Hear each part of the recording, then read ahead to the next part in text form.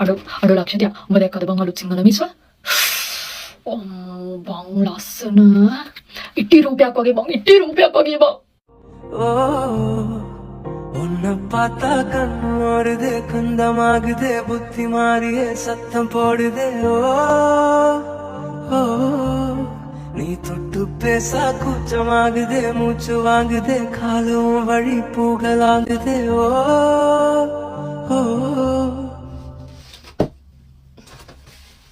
මොනවද කරන්නේ ආ? ආයිබෝවන්. ඉඳගන්න පුතා ඉඳගන්න. මොකද? ඉඳගන්න. sorry miss. මට අසම්භාව්‍ය ක්‍රියා. අසම්භාව්‍ය ක්‍රියා. කලින් ටීචර් ගන්න නැති ඒ පාඩම් ටික ඒනවල මම ආයේ අලුතෙන් මතක් කරලා දෙනවා. හරිද? ඉතින් ඒක ආයින් ගන්නවා කියලා ප්‍රශ්නයක් කරගන්න එපා පුතේ. මොකද නම් කිව්ව පුතේ? සඳුන්. මොකෝ? මගේ මූණේ පෙරහැරක් යනවද මොකද? sorry miss. අහුවෙන්න එපා මට. මම මේ හිටියට සැරයි හරිද? ඔන්න දැන් මම කියලා තමයි පන්තිය පටන් ගන්න තේරුණාද? සඳුන්.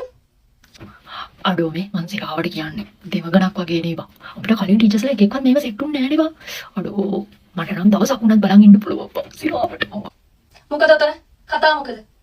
නෑ මිස් මොකුත් නෑ. මම ඔයාලගේ නම් කලින් ඉඳන් දන්නවා මොකද මට මිස් කියලා එව්වේ. තේරුණාද?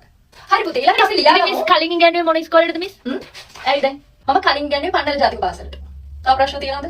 එතකොට මිස්ගේ වයස? ආறு ප්‍රශ්න ඔයාලා මගෙන් අහන්නේ. වයස පුතේ 28යි. 28යි කියන්නේ බං ආදරේට වයස් ભેදයක් නෑනේ බං. මොකද්ද? මට ඇහුණා. ඔය තියාගන්න එපා. ගුටි දෙන්නේ. මිස් ඇවිල්ලා ගන්නන්නකො. ඇයි ඒ මම කරන්නේ? ඔයාලට තේරුම් නැති දෙයක් තියෙනවනේ ස්ටාෆ් රූම් එකට ඇවිල්ලා මගෙන් ඕන වෙලාවක අහන්න. හරිද? හැමතිස්සෙම එන්නද?